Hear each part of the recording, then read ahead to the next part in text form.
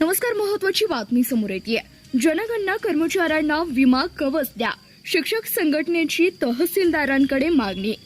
उष्माघात अपघाताचा धोका. राजेंद्र ढोले यांच्या मृत्यूची आठवण. पहा सविस्तर. 15 एप्रिल ते 14 जून दरम्यान होणाऱ्या जनगणनेसाठी नियुक्त प्रणगण व सुपरवायझर यांना अपघात किंवा आकस्मिक मृत्यू झाल्यास सामूहिक विमा संरक्षण द्यावे अशी मागणी सांगोला तालुका शिक्षण समन्वयक समितीने केली आहे.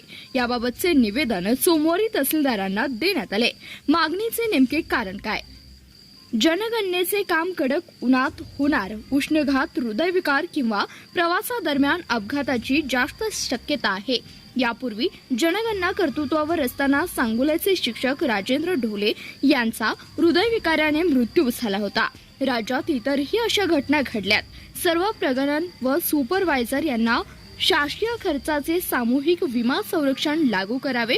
कर्तृत्वावर असताना अपघात किंवा आकस्मिक मृत्यू झाल्यास कुटुंबाला आर्थिक मदत द्यावी.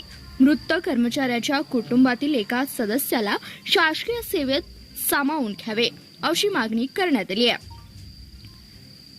यावेळी श्रीनिवास येलपले, भारत इंगवले, अण्णासाहेब गायकवाड, नीलकंठ लिंगे, सचिन चंदनशिवे, रामचंद्र जानकर, अरुण खटकाळे, प्रशांत रायचुरे, शिवाजीराव घुले, अर्जुन शेळके, रेवन अवताडे, सुनील भोरे, डी.के. पाटील, विजयकुमार वाघमोडे यांच्यासह अनेक शिक्षक उपस्थित होते.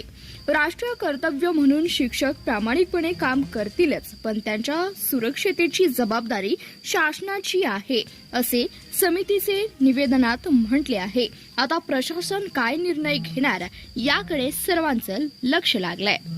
धन्यवाद. पाहत रहा CBS न्यूज मराठी.